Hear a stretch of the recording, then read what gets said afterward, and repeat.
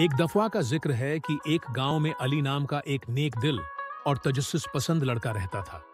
उसे जंगल में घूमना और नई चीजें दरियाफत करना बहुत पसंद था।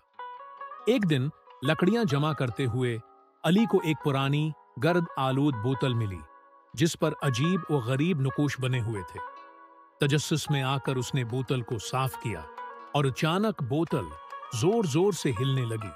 अचानक एक जोरदार धमाका हुआ और धुएं के बादल से एक बहुत बड़ा जिन नमूदार हुआ।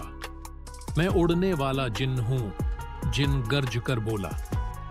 तुमने मुझे आजाद किया है, उसलिए मैं तुम्हारी 3 ख्वाहिशात पूरी करूंगा। अली ये सुनकर हैरान और खुश हुआ, लेकिन साथ ही थोड़ा घबरा भी गया। अली ने सोच समझकर पहली ख्वाहिश की, मुझे बहुत ज्यादा अक्ल और समझ अता हो ताकि मैं हमेशा सही फैसले कर सकूं। जिन ने मुस्कुराकर सर हिलाया और अली ने फौरन खुद को पहले से ज्यादा समझदार महसूस किया। फिर अली ने दूसरी ख्वाहिश मांगी, मेरा गांव खुशहाल हो जाए और कोई भी भूखा न रहे।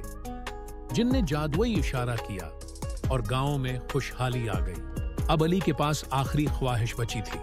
उसने थोड़ी देर सोचा और फिर कहा, मैं चाहता हूं कि तुम आजाद हो जाओ ताकि तुम्हें किसी की गुलामी ना करनी पड़े। ये सुनकर जिन हैरान रह गया और खुशी से बोला, कभी किसी इंसान ने मेरी आजादी की ख्वाहिश नहीं की। तुम वाकई एक अजीम लड़के हो। जिन रोशनी में तब्दील होकर आसमान की तरफ उड़ गया।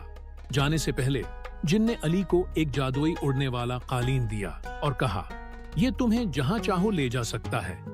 अली ने इस कालीन का इस्तेमाल करके दुनिया की सैर की, नया इल्म हासिल किया और लोगों की मदद की।